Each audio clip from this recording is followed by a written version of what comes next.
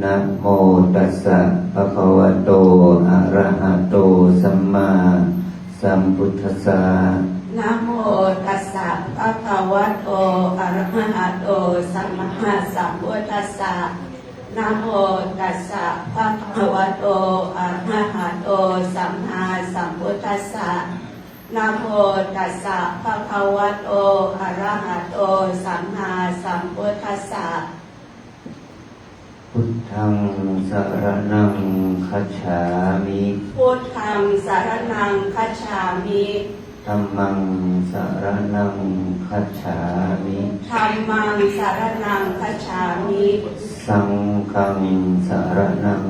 คัจฉามิสังฆังสรณังคัจฉามิทุติยัมปิพุทธังสรณังคัจฉามิทุติยัมปิพุทธังสรณังคัจฉามิทุติยัมปิธัมมังสรณังคัจฉามิทุติยัมปิธัมมังสรณังคัจฉามิทุติยัมปิสังฆังสรณังคัจฉามิทุติยัมปิสังฆังสรณังคัจฉามิตติยัมปิพุทธัง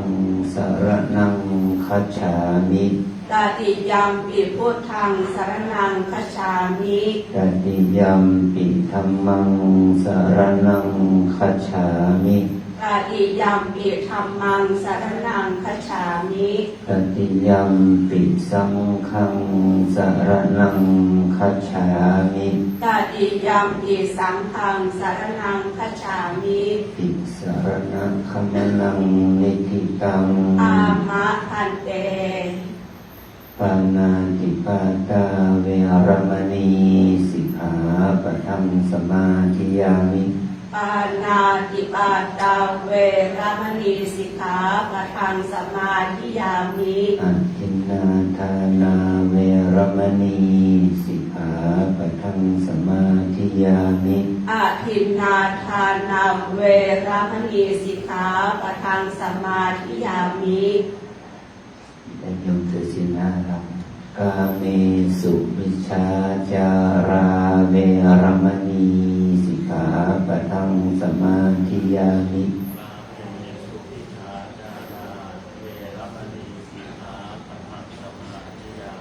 ไม่ชีเรียกคิวถือศีลแปดอะพรหมจริยาเวรมณีสิกขาปะทังสมาธิยามิอะพรหมจริยาเวรมณีสิกขาปะทังสมาธิยามิมุสาวาทาเวรมณีสิกขาปะทังสมาธิยามิสุราเมรยมัชฌัปมุสาวาทาเวรมณีสิกขาปะทังสมาธิยามิสุราเมรยมัชฌัปมาทฐานาเวรมณีสิกขาปะทังสมาธิยามิสุราเมรยมัชฌัปมาทฐานาเวรมณีสิกขาปะทังสมาธิยามิโยมนักศีลห้าแค่นี้วิกาลโภชนาเวรมณีสิกขาปะทังสมาธิยามิวิกาลโภชนาเวรมณีสิกขาปะทังสมาธิยามินัจจคีตวาทิตวิสุกทัสสนะมาลาคันทะวิเนปนะธารณะมันดนะวิภูสนฐานาเวรมณีสิกขาปะทังสมาธิยามินัจจคีตวาทิตวิสุกทัสสนะมาลาคันทะวิเลปนะธารณะมันดนะวิภูสนฐานาเวรมณีสิกขาปะทังสมาธิยามิปุจจาสยนะมหาสยนาเวรมณีสิกขาปะทังสมาธิยามิปุจจาสยนะมหาสยนาเวรมณีสิกขาปะทังสมาธิยามิอิมานิอัตถสิกขาปะทานิสมาธิยามิอิมานิอัตถสิกขาปะทานิสมาธิยามิ อิมานิอัตถสิกขาปทานิสมาธิยามิอิมานิอัตถสิกขาปทานิสมาธิยามิอิมานิอัตถจะปัญจจสิกขาปทานิสีเลนะสุขติยันติสีเลนะโภคสัมปทาสีเลนะนิพุติยันติตัสมาสีลังวิโสทัพเยสาธุสาธุสาธุพระมหากโลกาทิปติสหัมปติการอ่านเฉลีอันทิวรังอาญาจถาสันติทัสสัตตาปราชังปชาติกาเอเสตุธรรมังอนุกรรมปิมังปัจฉังปิโตเป็นบรมในลมนาทรงฤทธิ์ที่สัปดาความบริสุทธิ์ทุกพรมน้อมหัดนมัสการประเดชทานนาทีสมควรแล้วเจะบางปอนจุลีบาทพระศาสดาขอพรอันประเสริฐขอระเลิศมาโหพลานอุหังสัตว์ในโลกาเล็กน้อยก็ยังมีขอองค์พระจอมราชโสดธรรมาอันโรจีโปรดทวงประชานิท่านจงโปรดแสดงธรรมเมตมนท่านเจ้าฟ้าโอปิชาอันเลิศล้ำโปรดแสดงพระสัทธรรมเทศนาพระวาทีเพื่อให้สำเร็จผลแด่ปวงชนบรรดานี้ศพกาเสพสีสมดังเจตนาเถิดอาราธนังกโรมา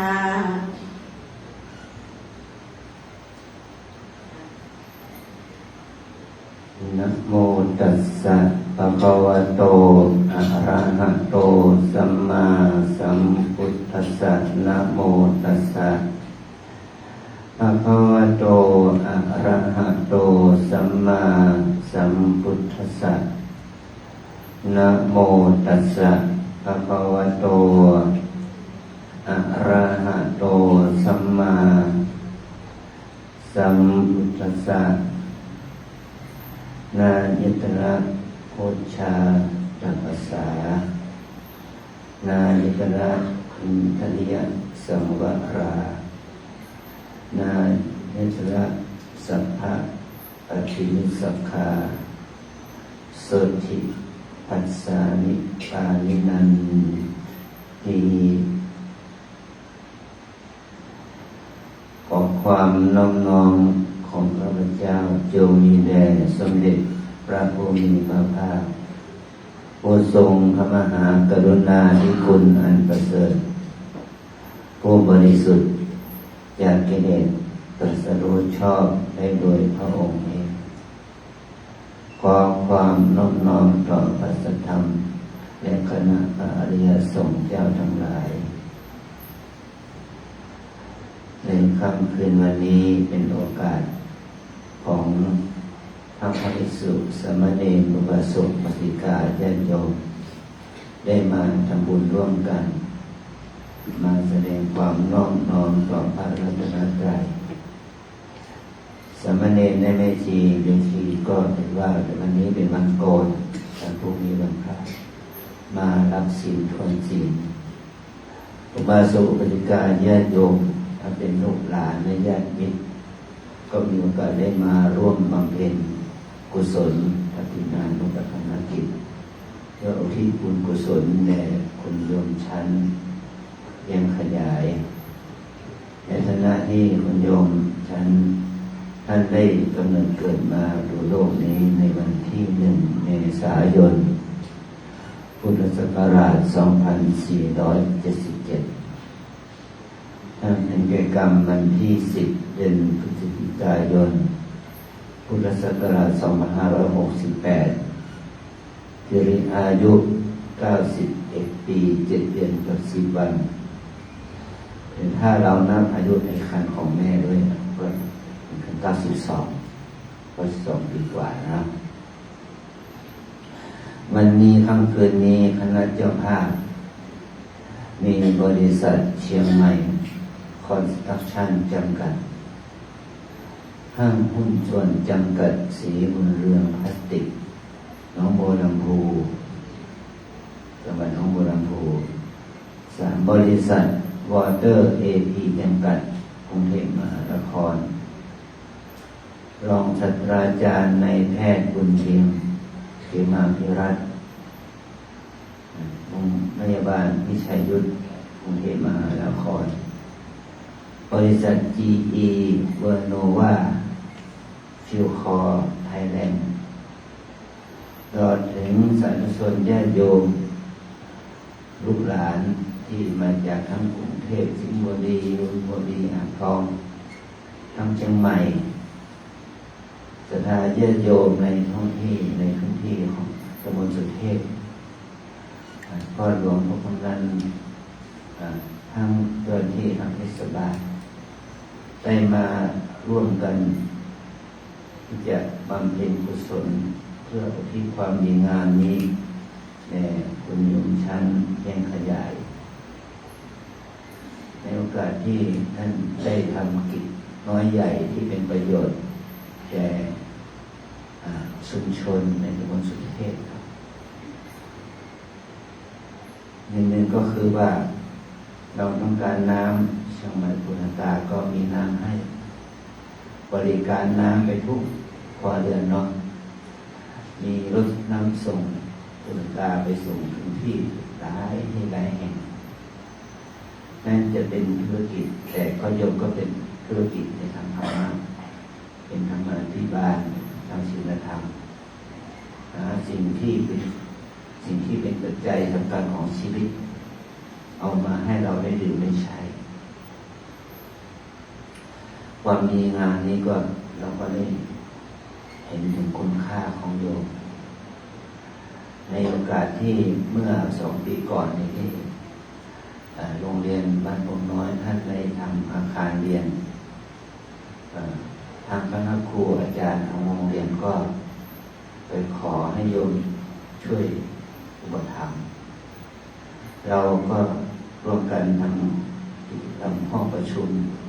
พระพรหมมงคลใน100 ปีชาติการให้เกียรติพระคุณครูบาอาจารย์เราก็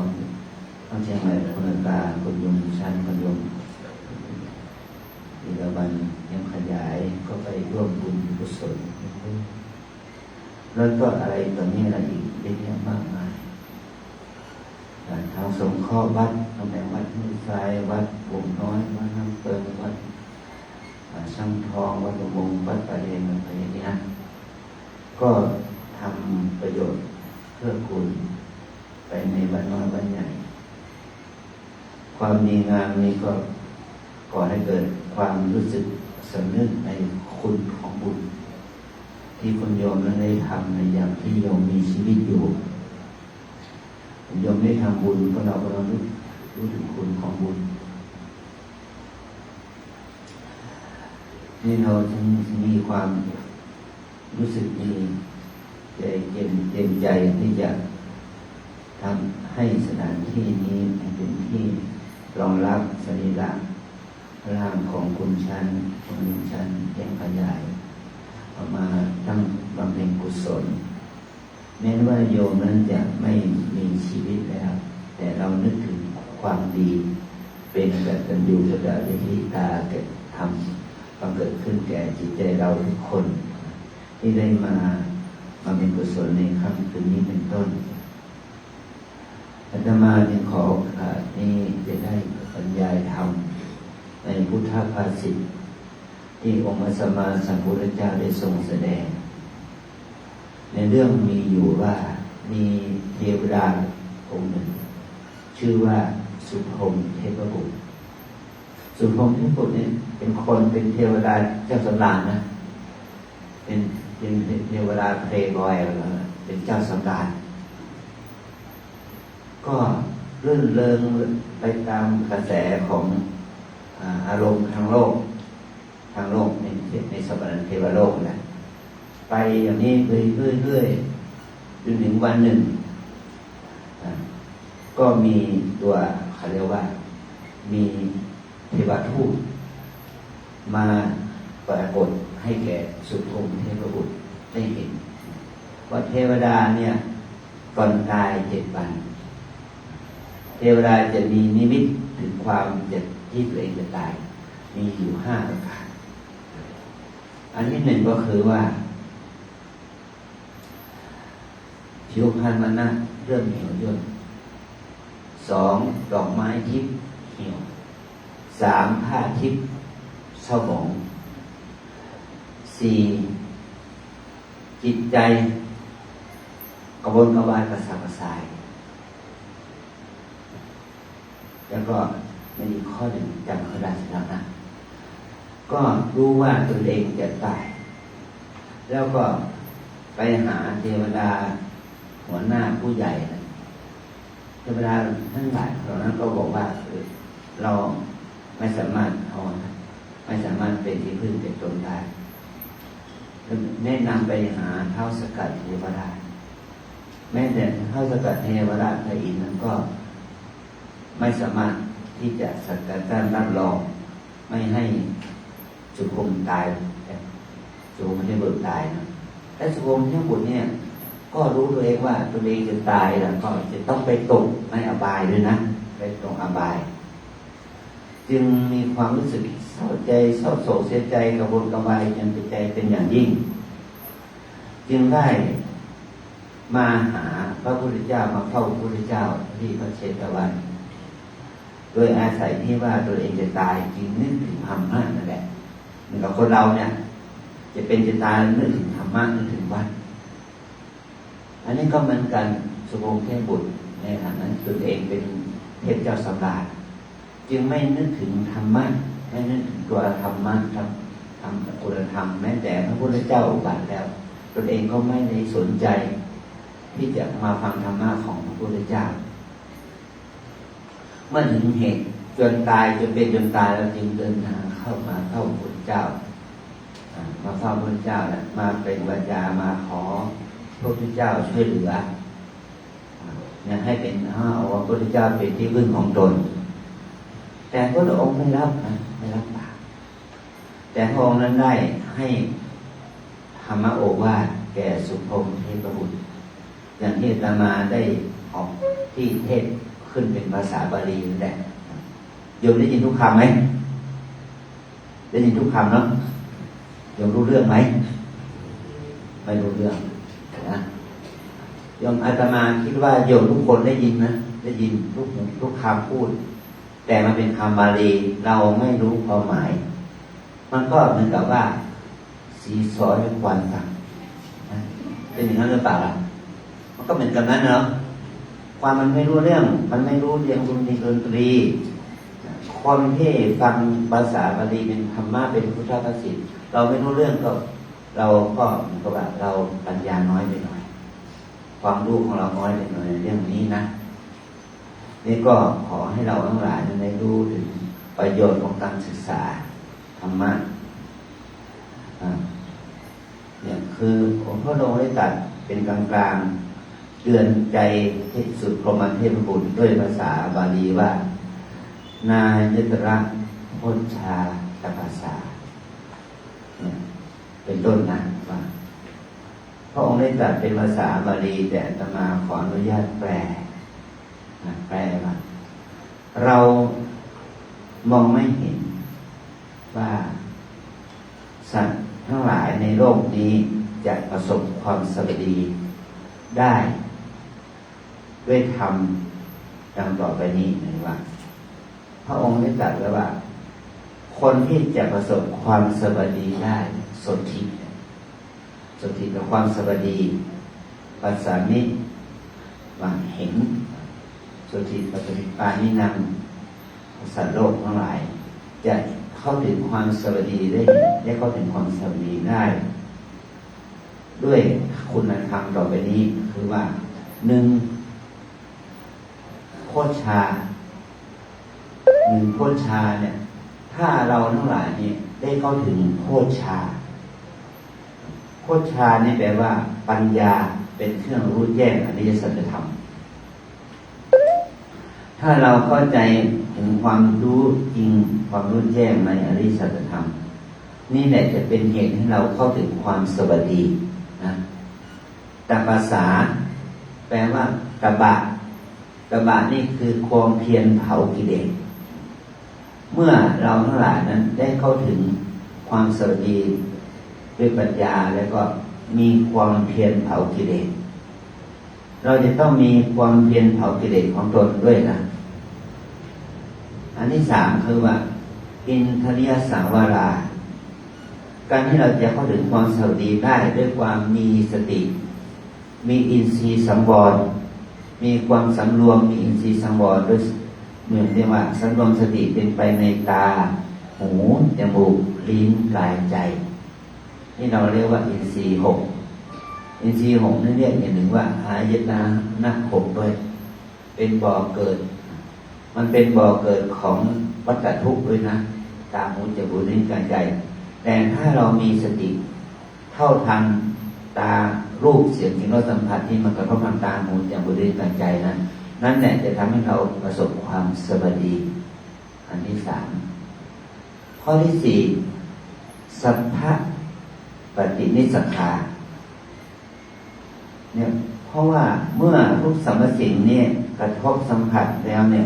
เราไม่เข้าไปยึดมั่นถือมั่นในทุกสรรพสิ่งนั้นเงื่อนไขข้อธรรม4ประการนี่แหละจะทำให้คนเหล่านั้นแม้แต่เทวดาและมนุษย์เหล่านั้นเนี่ยเข้าถึงความสวัสดีได้นะความสวัสดีเราจะเข้าถึงความสวัสดีได้ก็ด้วยปัญญาความเพียรสติสังวรระวังอินทรีย์ทั้ง6แล้วก็ไม่ยึดมั่นถือมั่นในทุกสรรพสิ่งนี่เนี่ยจะทำให้เราเข้าถึงความสวัสดีได้เมื่อสุพรหมเทพบุตรนั้นได้ฟังคำสอนของพระพุทธเจ้าอย่างนี้โดยอาศัยที่ตนเองจะตายอยู่แล้วนะตั้งใจฟังตั้งใจพิจารณาหัวข้อธรรมนี้ก็ทำให้สุพรหมเทพบุตรนะได้บรรลุธรรมเป็นพระอริยเจ้าเป็นพระโสดาบันบุคคลแล้วก็สุพรหมเทพบุตรนั้นก็ถึงแก่ความตายในขณะนั้นเรียกว่ามรณะคือตายเทวดาตายเนี่ยตายแล้วเกิดใหม่ได้นะในขณะนั้นเองเขาได้ถึงแก่ความตายเป็นในขณะนั้นจุติดับแล้วก็เกิดใหม่ในขณะนั้นน่ะและเป็นวาจาขอถึงพระพุทธเจ้าพระธรรมพระสงฆ์ว่าเป็นสารณะขอเอาพระธรรมนั้นในไปประพฤติปฏิบัติธรรมต่อไป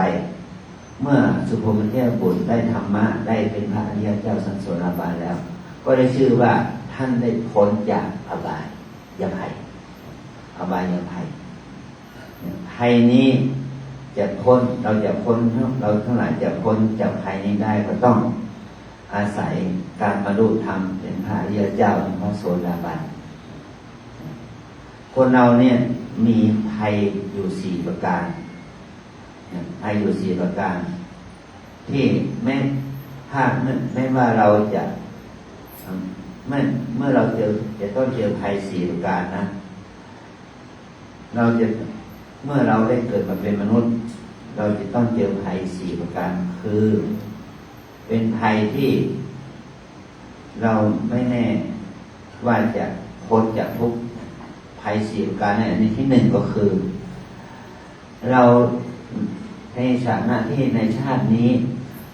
เราทั้งหลายเป็นพุทธศาสนิกชนนะเราทั้งหลายเป็นพุทธศาสนิกชนเราเชื่อในกรรมและผลของกรรมเชื่อบุญเชื่อบาปเชื่อมรรคผลนิพพานแต่ว่าถ้าเราไปเกิดในชาติหน้าไม่แน่เราอาจจะเป็นนับถือศาสนาอื่นใดก็ได้นี่ว่าเราเรียกว่านานาสัทธะอุระโลกนาภัยที่เกิดต้องเป็นนับถือศาสนาอื่นคนไทยเราก็เหมือนกันนะเป็นชาวพุทธมาตั้งแต่เดิมแต่อ้อนแต่ออกเมื่อแก่เฒ่าแล้วเปลี่ยนศาสนาไปถือพระเจ้าไปถือพระอินทร์พระพรหมก็มีอยู่มากนะโดยเฉพาะพวกดาราพวกนักร้องพวกที่เขาเข้าสู่วงการบันเทิงอะไรอย่างนี้นะก็มีความนิยมที่จะเปลี่ยนไปถือศาสนาอื่นจะเป็นฮินดูก็ตามเป็นอิสลามก็ตามเป็นคริสเตียนก็ตามก็มีอยู่มากเพราะว่าเขาไม่มีความเชื่อในกฎแห่งกรรมแล้วก็ไม่มีความเชื่อในข้อปฏิบัติเนี่ยเลยอาศัยที่พระชาวพุทธเราเนี่ยนะภิกษุสามเณรแม่ชีอุบาสกอุบาสิกาเนี่ยประพฤติตัวเหลวแหลกทำความมีพฤติกรรมที่ไม่น่าศรัทธาเลื่อมใสโดยที่เขาเหล่านั้นน่ะมองพุทธศาสนาเพียงแค่ตัวบุคคลแต่ไม่มองพุทธศาสนาในแง่อริยสัจธรรมเขาก็หันไปกับเปลี่ยนเป็นนับถือศาสนาอื่นแม้แต่เขาได้เป็นมนุษย์แล้วนะเขาเป็นชาวพุทธแล้วแต่เขาไม่มั่นคงในพระสัจธรรมไม่มั่นคงในพระรัตนตรัยอย่าว่าแต่ชาติหน้าเลยแค่ชาตินี้เขาก็เปลี่ยนศาสนาได้แต่เพราะเราก็โชคดีหน่อยนะเราก็มีชาวพุทธมาจากต่างประเทศต่างบ้านต่างเมืองมาเป็นชาวพุทธแม้แต่วันนี้นะมีคนต่างชาติมีทั้งคนจีนคนฮ่องกงคนอียิปต์คนแคนาดาคนอเมริกาคนเยอรมันคนฝรั่งเศสอย่างนี้เป็นต้นนะมาปฏิบัติธรรมที่ว่าเราวันนี้นะมาเข้ากรรมฐานที่ว่าเราเนี่ย32 คนมาวันนี้เขามีความศรัทธาในหลักปฏิบัติเนี่ยแล้วเขาก็เห็นคุณค่าแม้เขาจะอยู่ต่างทวีปนะทางอเมริกาเหนืออเมริกาใต้ทางยุโรปหรือแม้แต่ประเทศจีนนี่เขาก็เป็นคอมมิวนิสต์เป็นสังคมนิยมเขาก็มีความสนใจที่จะเข้ามาศึกษาพระพุทธศาสนาเข้ามาเรียนรู้พระพุทธศาสนาคือหลักธรรมคำสอนของพระพุทธเจ้าโดยที่ว่าเขาไปเกิดในประเทศที่เป็นคริสเตียนบางคนไปเกิดในประเทศที่เป็นอิสลามใช่ไหมบางคนก็ไปเกิดเป็นประเทศที่เป็นฮินดูเป็นยิวอะไรอย่างนี้แหละแต่เขามีความโชคดีเขาได้ศึกษาข้อธรรมได้ว่าคำสอนของพระพุทธเจ้านั้นมีอยู่จริงเขาจึงได้มาเอาชีวิตของเขานั้นมาประพฤติปฏิบัติธรรมอันนี้คือเขาได้ข้อวัดปฏิบัติที่ดีงามได้ความคิดที่ดีงามได้ความศรัทธาที่ดีงามเกิดขึ้นก็คือเขาพ้นจากความที่ไม่มีภัยอันนี้หนึ่งคือนานาสัทธะอุระโลกนาภัยนั่นแหละนะเพราะเราก็เหมือนกันถ้าเราไม่ตั้งใจศรัทธาแน่วแน่ตั้งใจศรัทธาแน่ๆก่อนที่เราจะตายนะไม่แน่ถ้าเราตายแล้วไปเกิดเป็นลูกของเศรษฐีจะในยุโรปอย่างนี้นะมันก็ไปเกิดในสังคมที่เป็นคริสเตียน เป็นรูปเกิดเป็นรูปของเศรษฐีในตะวันออกกลางก็กลายเป็นรูปของสังคมอิสลามเป็นรูปของมาเศรษฐีที่เป็นชาวฮินดูล่ะมันก็เป็นสังคมฮินดูนะแล้วก็ไปเกิดเป็นรูปของเศรษฐีที่มีความเชื่อทางศาสนามันก็เป็นคนที่ไม่มีศาสนาแม้แต่ในประเทศไทยเราทุกวันนี้นะมีคนที่ไม่ได้นับถือศาสนาเลยทั้งนั้นขอให้เป็นคนดีของสังคมอย่างนี้ก็มีมากนะแต่ถ้าพวกเราเนี่ยไม่มีความศรัทธาในแม้แต่คำสอนของพระพุทธเจ้าเนี่ยมันก็เป็นเหตุให้เรานั้นได้ถึงภาวะแห่งความไม่มีพระศาสดาเกิดขึ้นเนี่ยขอให้เราได้นึกถึงเหตุปัจจัยนี้นะเพราะเราถือศาสนาโดยที่ว่าไม่ถือตัวของหลักธรรมไม่ถือข้อธรรมของพระพุทธเจ้าแต่เพียงแค่ถือเพียงแค่ประเพณีวัฒนธรรมถือเพียงแค่เอาพระสงฆ์องค์เนรมาเป็นตัวตั้งอันนี้คือมันเป็นเหตุให้เราเสื่อมศรัทธาได้ด้วยเหตุนี้แต่โดยที่ว่าคุณชันคุณโยมชันเนี่ยเป็นคนที่เคยบวชมาก่อนเคยปฏิบัติมาก่อนเคยนับถือเคยมาเป็นพระเป็นเนรมาก่อนแล้วก็ประพฤติปฏิบัติธรรมมาโดยต่อเนื่องเนี่ยจนถึงวันตายโยมจึงสั่งเราจึงกล่าวได้ว่าโยมนั้นมีพระรัตนตรัยเป็นสรณะเป็นที่พึ่งได้พ้นภัยข้อที่หนึ่งไปได้อันที่สองภัยที่เราจะต้องเจอที่เราตราบใดที่เรายังไม่ได้มารู้ธรรมก็คืออบายภัยเนี่ยอบายภัยเหมือนกับอสุภมอันเทรูปนั่นแหละอบายภัยที่ต้องเกิดขึ้นกับเราเมื่อเราเป็นมนุษย์เป็นเทวดาอะไรก็แล้วแต่เราไม่ได้สร้างบุญสร้างกุศลให้เป็นอุปนิสัยเราย่อมมีโอกาสได้ไปเกิดเป็นในสัตว์อบายภพอบายภูมินะอาจจะได้ไปเกิดเป็นสัตว์เดรัจฉานเปรตอสุรกายสัตว์นรกเป็นต้นนะนี่คือภัยที่เราจะได้ไปประสบในอบายนี่คืออบายภัยอันที่สามทุจริตภัยเราทั้งหลายนี่อยู่ในชาตินี้อยู่ในฐานะเป็นชาวพุทธที่นี่เราได้ประพฤติสุจริตทางกายวาจาใจ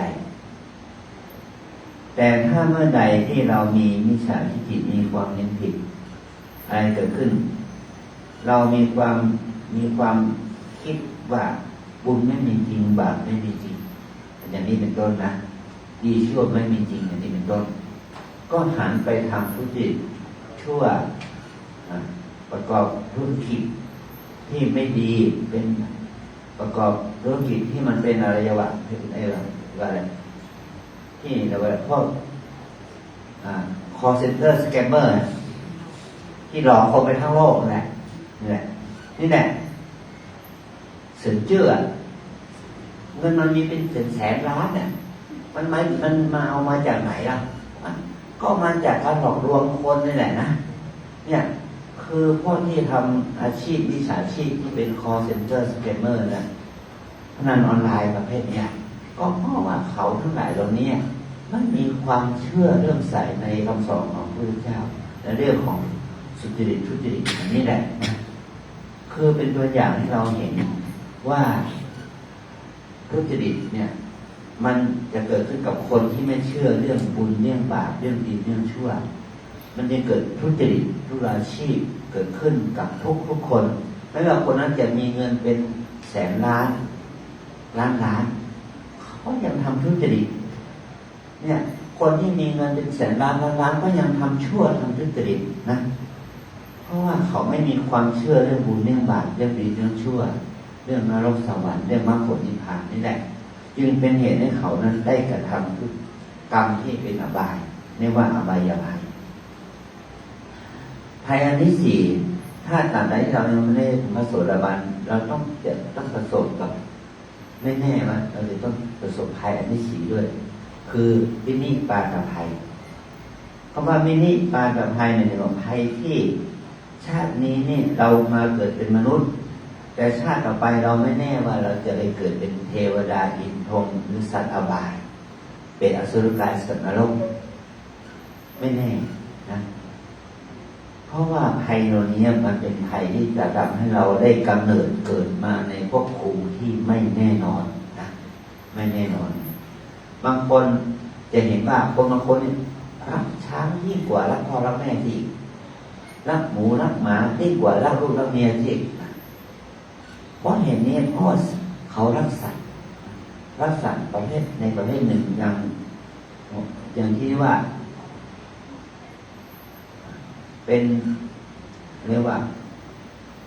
รักสัตว์ยิ่งกว่ารักอื่นใดถึงว่ารักสัตว์ยิ่งชีพยิ่งกว่ารักตัวเองอันนี้เป็นต้นนะมันก็จะก่อให้เกิดวินิจฉัยภัยเป็นภัยที่ตัวเองจะต้องไปเกิดเป็นสัตว์อบายเนี่ยคือภัย4ประการเนี่ยบุคคลเราอยากจะพ้นจากภัย4ประการได้จะต้องบำเพ็ญบารมีบำเพ็ญบุญกุศลอันที่3คือว่าบุญภาวนาบุญภาวนาคือบุญเจริญวิปัสสนากรรมฐานถ้าเราได้เจริญวิปัสสนากรรมฐานได้ถึงญาณวิปัสสนาญาณตั้งแต่เบื้องต้นนามรูปปฏิเสธญาณมีปัญญารู้รูปนามสามารถแยกรูปจากนามได้เป็นจนถึงมรรคญาณผลญาณบรรลุธรรมเป็นพระอริยเจ้าเป็นพระโสดาบันเป็นพระสัพพทาคามีเป็นพระอนาคามีโดยจนถึงเป็นพระอรหันต์เนี่ยนั่นแหละเราจึงจะพ้นจากภัย4ประการนี้นะนี่คือเราจะต้องเรียนรู้ข้อธรรมหลักปฏิบัติที่องค์พระสัมมาสัมพุทธเจ้าได้ทรงค้นพบมา 2,613 ปีมาแล้วคืออริยสัจธรรมอริยสัจธรรมเนี่ยให้เรารู้ถึงความจริงของความจริงที่อันประเสริฐความจริงอันประเสริฐอยู่4อย่างความจริงอันที่1คือทุกขังอริยสัจรู้ความจริงของทุกข์เนี่ยโดยที่คุณโยมชั้นเนี่ยได้รู้ความจริงของทุกข์ครบ4ประการเนาะความจริงคือเกิดความเกิดชาติปีทุกขาเกิดเป็นทุกข์อันที่2ชาดาปีทุกขาความเป็นหนุ่มเป็นสาวแก่เฒ่ามาเป็นทุกข์แล้วก็พยาธิทุกขาความป่วยไข้เป็นทุกข์อันที่4ก็คือมรณะปีทุกขังความตายเป็นทุกข์นี่คือทุกข์เกิดแก่เจ็บตายเนี่ยเราทั้งหลายก็พบกันมาแล้วใช่ไหมทุกข์เกิดเราผ่านมาแล้วแต่เราไม่รู้ตัวนะเราไม่มีสติไม่มีปัญญาไม่มีสัญญาไม่มีความจำเรื่องความเกิดความอยู่ในท้องแม่เราไม่มีสติสัมปชัญญะสติสัมปชัญญะที่มาเกิดเป็นมนุษย์เนี่ยแต่เราจะเพิ่งเห็นว่าความเกิดนี้เป็นทุกข์คุณแม่ทั้งหลายลองถามคุณแม่ทั้งหลายคุณแม่ที่ตั้งครรภ์เนี่ยแล้วคลอดมาเนี่ยคุณแม่เป็นทุกข์ไหมทุกข์ไหมทุกข์เพราะตั้งครรภ์ไอ้เด็กที่คลอดออกมามันก็ทุกข์นะมันร้องไห้มันเจ็บมันปวดคือความเกิดเนี่ย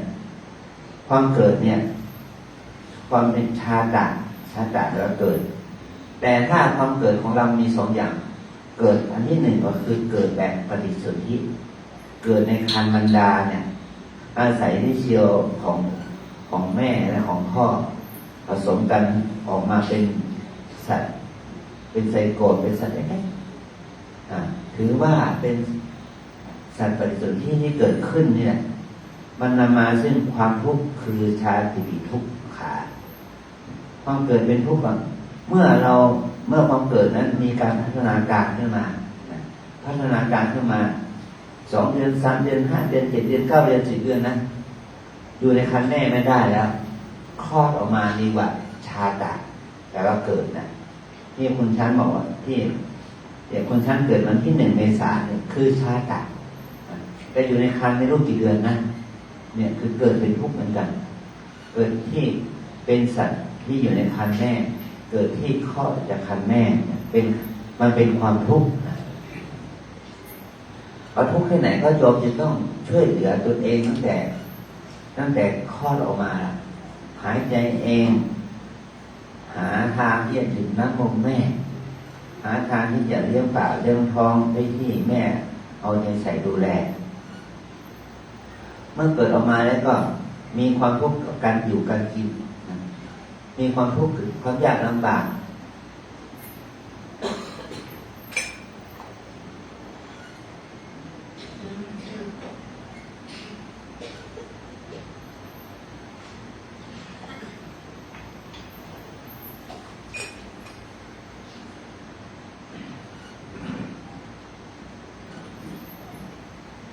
แม้แต่อาตมาแค่นี้ยังทุกข์นะโยมว่าทุกข์นะเพราะต้องไม่ขาดน้ำอุ่นไม่ได้เพราะอาตมาเป็นสโตรกจะครบ2 ปีวันที่23เนี่ย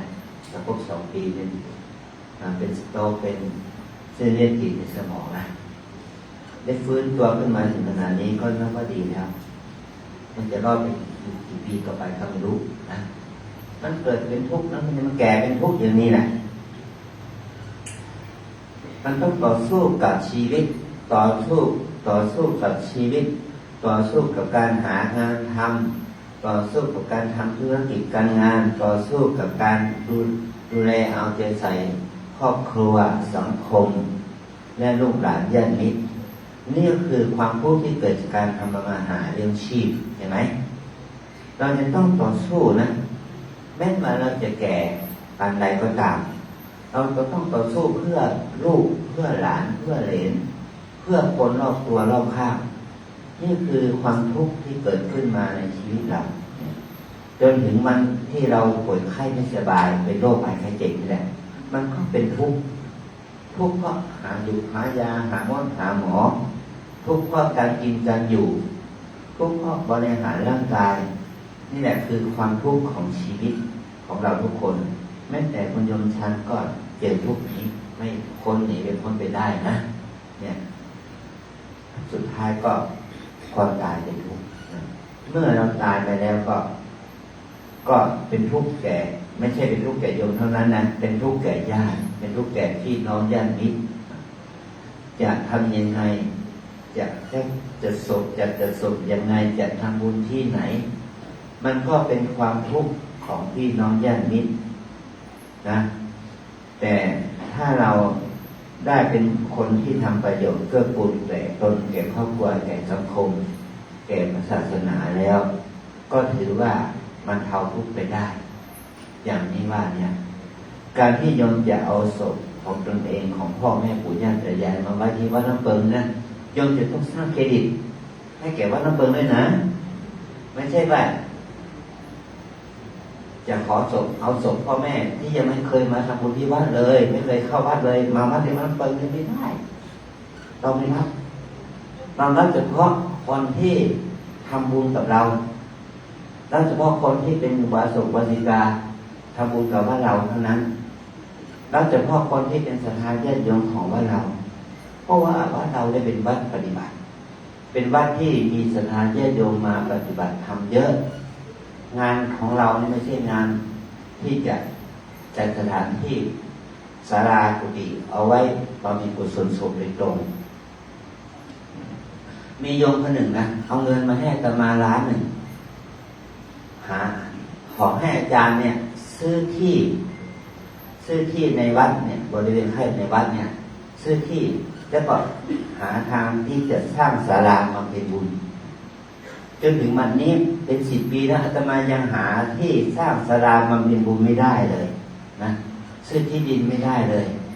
อาตมาก็มีโครงการนะที่จะพยายามจะสร้างศาลาบำเพ็ญบุญไว้ต่างหาก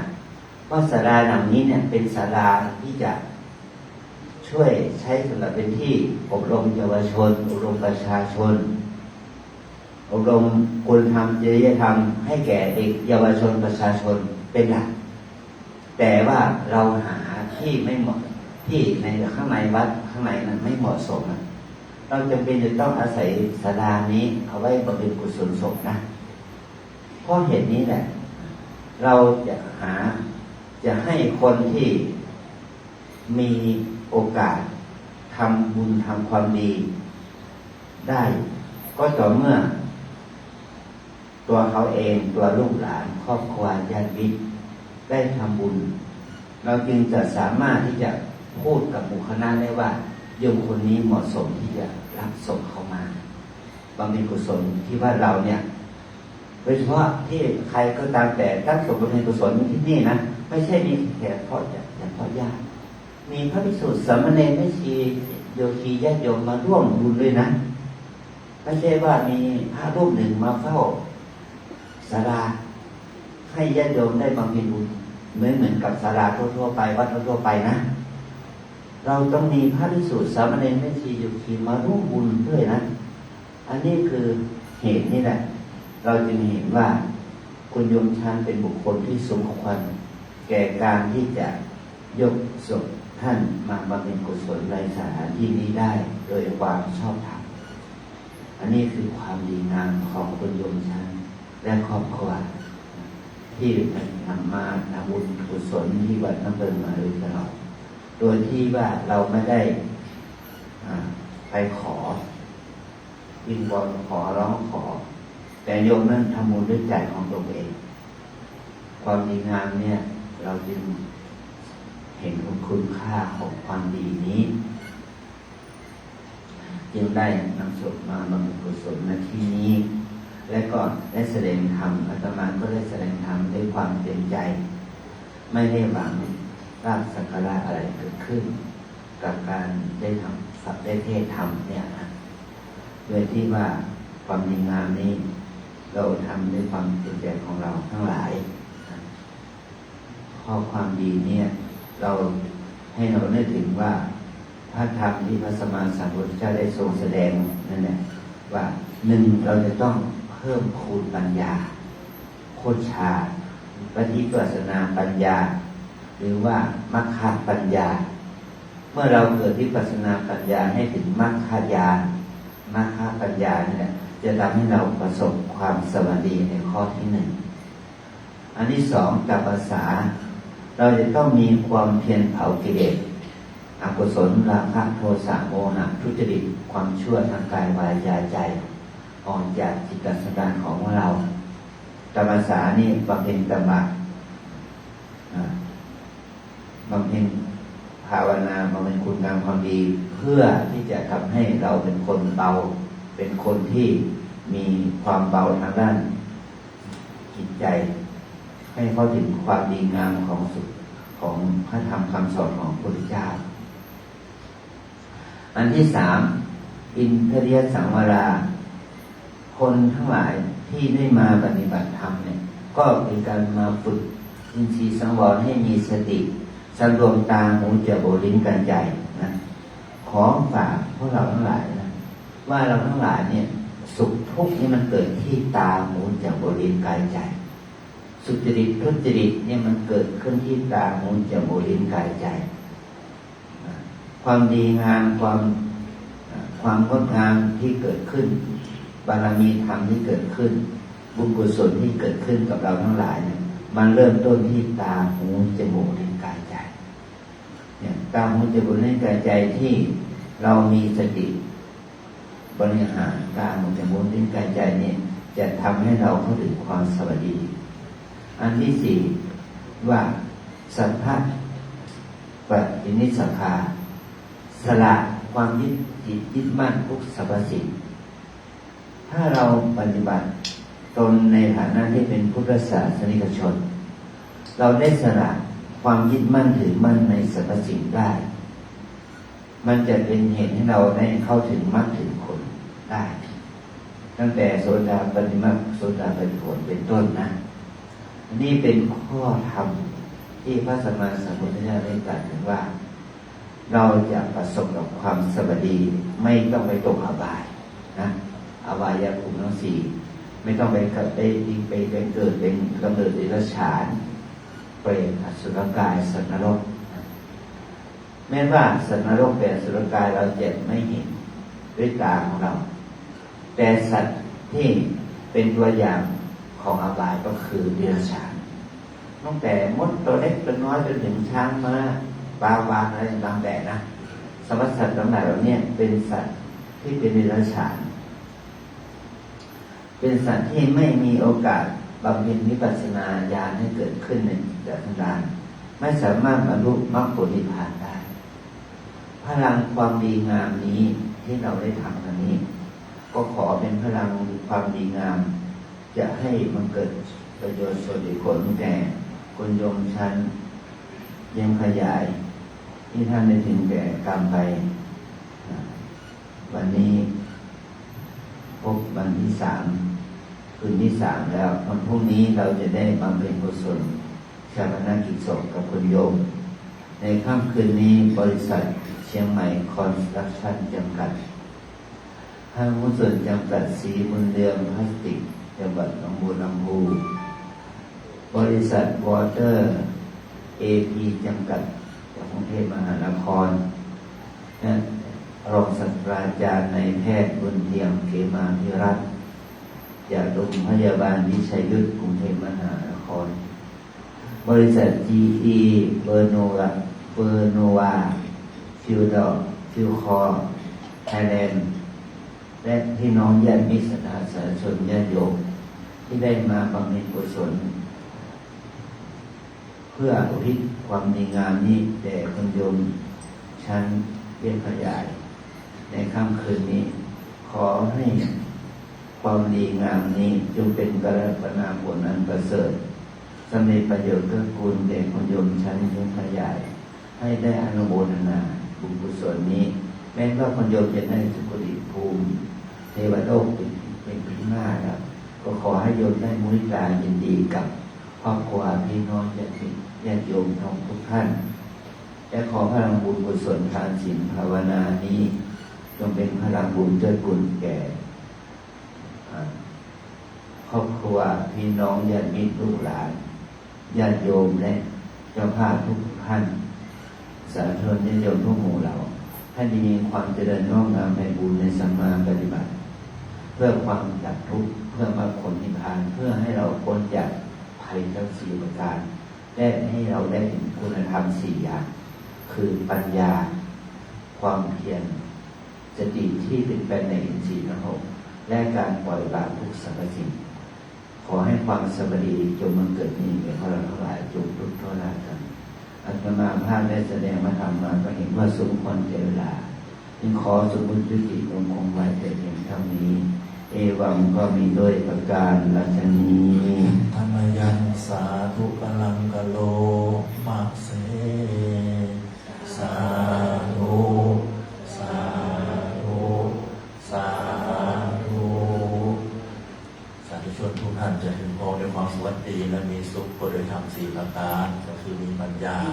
มีความเพียรมีสติและท้ายที่สุดก็ต้องรู้จักปล่อยวาง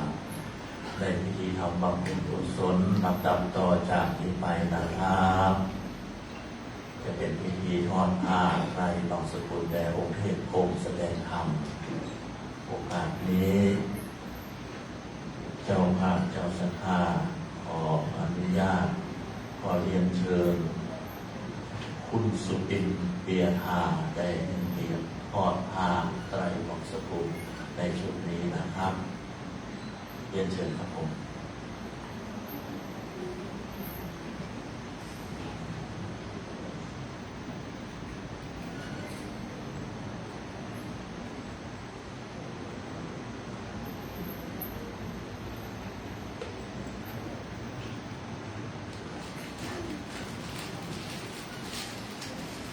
เชิญท่านยืนอย่าลงมือรออยู่ตรงนั้นก่อนนะครับถึงความอดทนในการปฏิบัติ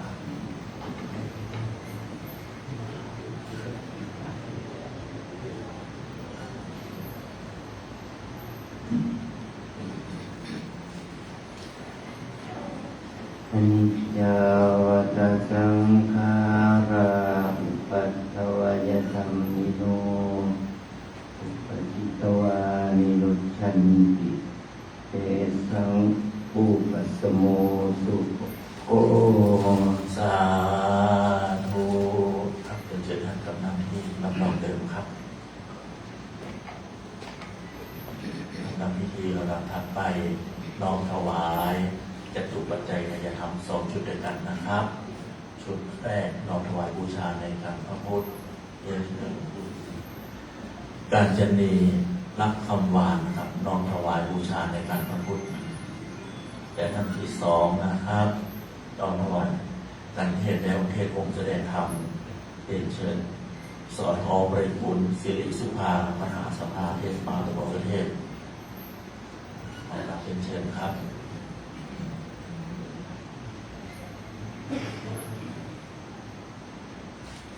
ทางสดท่านเมื่อน้องประเคนถวายเสร็จแล้วรอตรงนั้นก่อนนะครับเพื่อกรวดน้ำรับพรนะครับ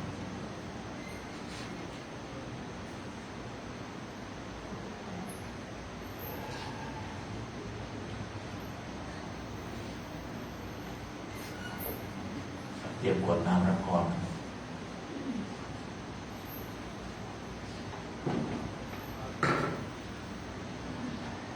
ยะถาวาริวหาปุราปาริปุเรนติ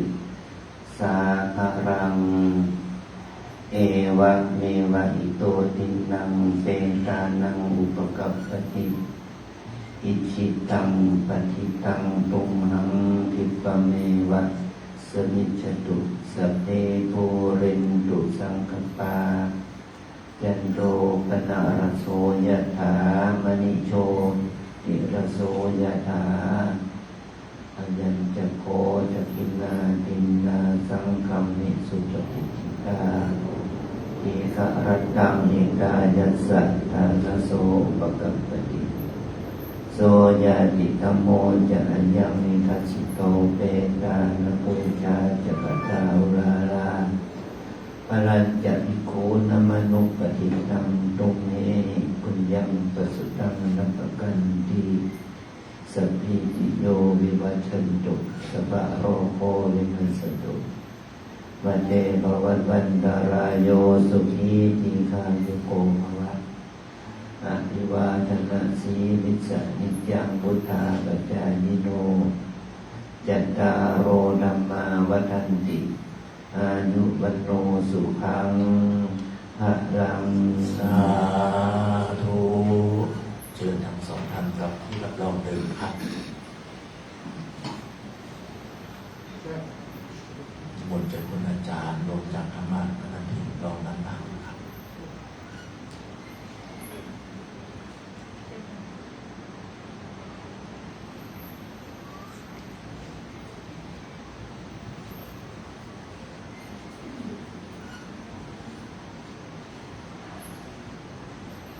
จากนี้ไปคณะสงฆ์ทั้ง4 รูปจะเข้าสู่พิธีสวดอภิธรรมลำดับพิธีต่อจากนี้ขออนุญาตเรียนเชิญคุณเดชา